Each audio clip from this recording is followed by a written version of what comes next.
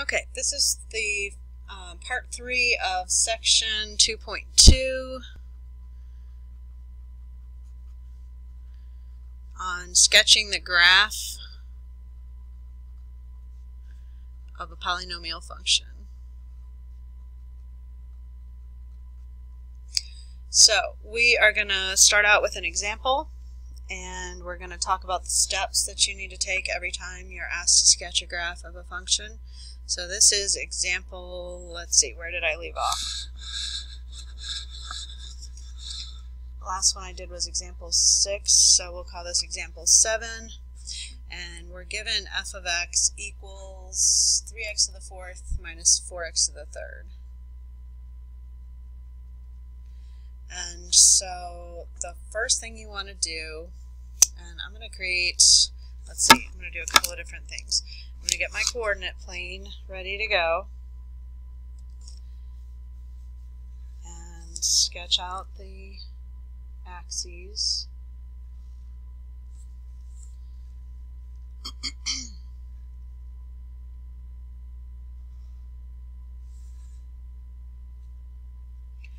And then I'm going to list the steps, and then I'm going to do the steps. So let me make sure I have room on my paper. So for the first step you want to do is apply the leading coefficient test.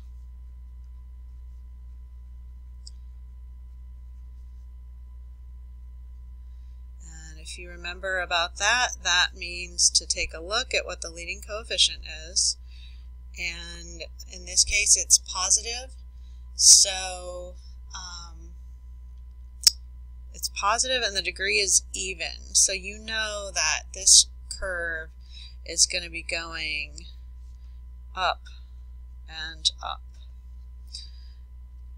Second thing you want to do, and let me make a note of that, it is positive and even.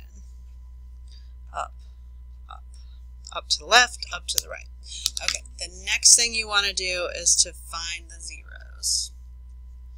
And the way we are going to find the zeros here, eventually we'll have lots of tools that we can use to find the zeros, but this function, I've given you one that's factorable with the GCF. So the biggest thing that goes into both is x cubed. Sorry, yeah, just x cubed.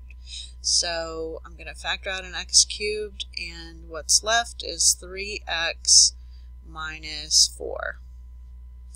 So that's my factored form of f of x. And then we can see what the zeros are. So we've got a 0 of 0 with a multiplicity of 3. That means it crosses through the axis at 0. And then for this guy, to find the 0, you do a quick, either you do it in your head or you go out to the side and you set up the equation. So I'm going to add 4, divide by 3, x equals 4/3. So this factor has a 0 of 4/3. And that has a multiplicity of 1, so that means it also crosses through at 4/3. So what's next? So I could go ahead and I could put a 0 here and a 0 at 4/3, which is 1 1/3.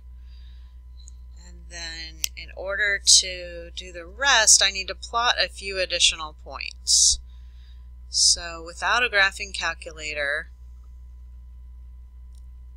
and that's really the point of all this, is if it's on the non-calculator section, or it's very easy to enter in a function incorrectly, so you should at least have a basic idea of what you're expecting to see after you graph your graph.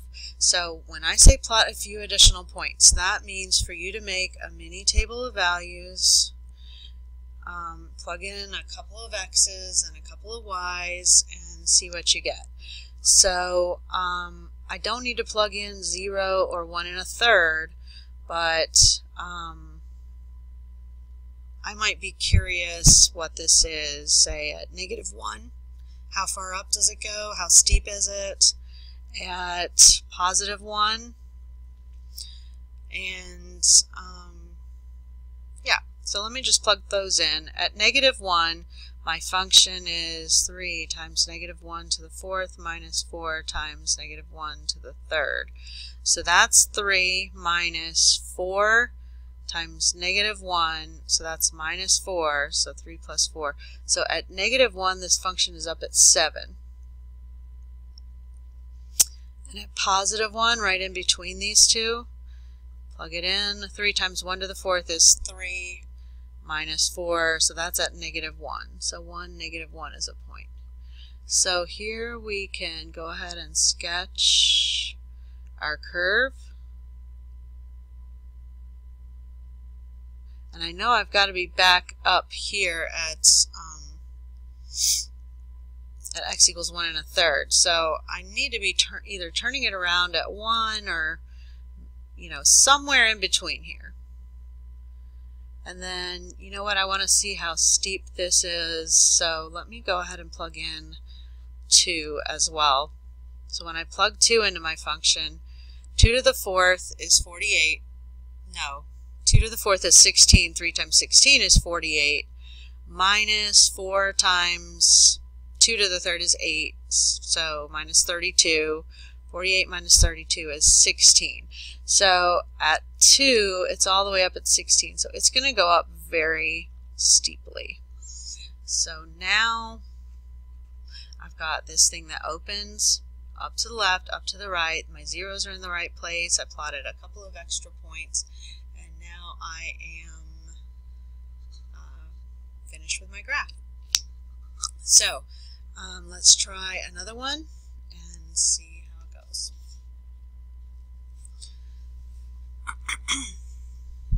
So this will be example 8. And I want to graph f of x equals -2x to the 3rd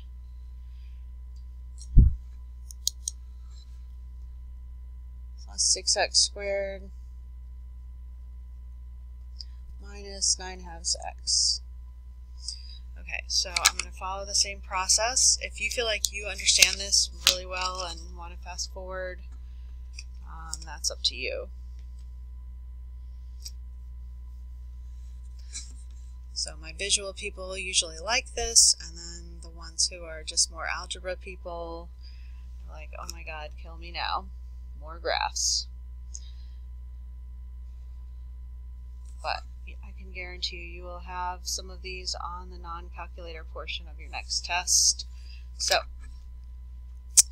let's just do it. So in number 1, the leading coefficient is negative. It's a negative leading coefficient and it's an odd function. So what that tells me is that it rises to the left and falls to the right. So I just draw little arrows on my graph. I know I may not be all the way over here and all the way over here, but that at least tells me the general shape. Then I want to factor. So I can pull an x out of everything. And what else can I get out of everything? Well, fractions would be good if they were gone. So I'm actually going to take out a -1/2 x. So -2 divided by -1/2 is 4. And x cubed divided by x is x squared. Now 6 divided by -1/2 is -12.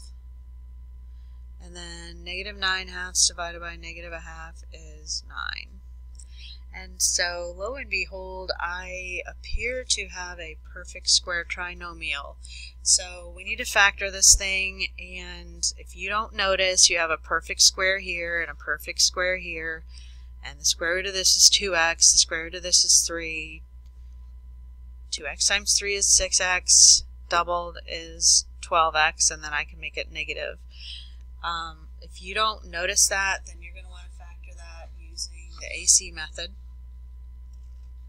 So if you remember, you go 4 times 9 is 36, and you need two things that add to equal negative 12. So that's negative 6 and negative 6. Then because it has a leading coefficient that's something other than 1, you're going to want to use the factoring by grouping method.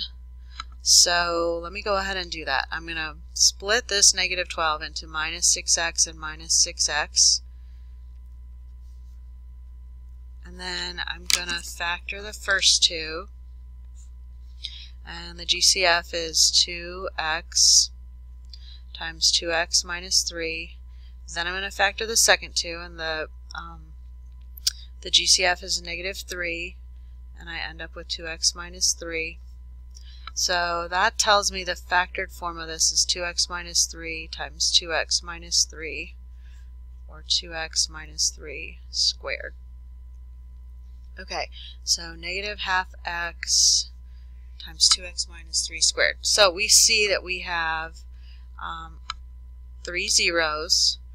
We have 0, and then if I solve this, I get 3 halves, and that one has a multiplicity of 2.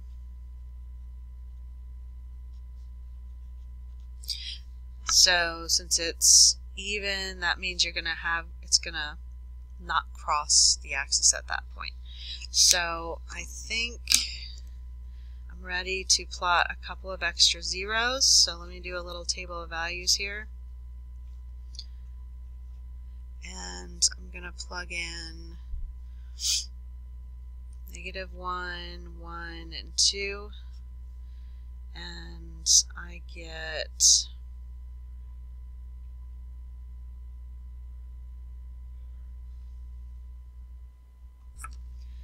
okay, so I'm plugging in negative 1. I get negative a half times negative 1 times 2 times negative 1 minus 3, which is negative 2 minus 3 is negative 5 squared.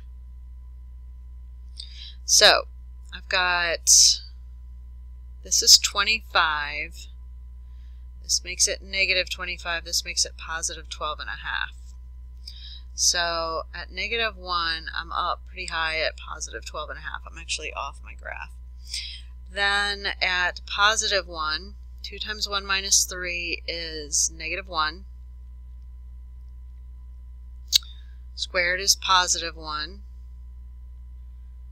Times negative a half is negative a half. So I'm kind of right there. And then positive 2, let me plug that in. 2 times 2 is 4, minus 3 is 1. 1 squared is 1. Negative a half of 2 is negative 1. Okay, so positive 2, I'm down at negative 1. Alright, so and 3 halves is right here. So this is where I know my inflection point is. So let me go like that. So I'm going to curve up and touch, and then if I wanted to plug in 3, I'd probably get a much bigger number. So let me do that. 2 times 3 minus 3 is 3. 3 squared is 9 times negative a half times 3. So that's negative 4 and a half. So it's actually not going down that quickly. So I can go like this. And then I know that I need to cross over at 0 and then get really steep right here. So now I am ready. I've got my graph is complete, and I've followed the rules that I've set out and the steps. Thanks for watching, guys.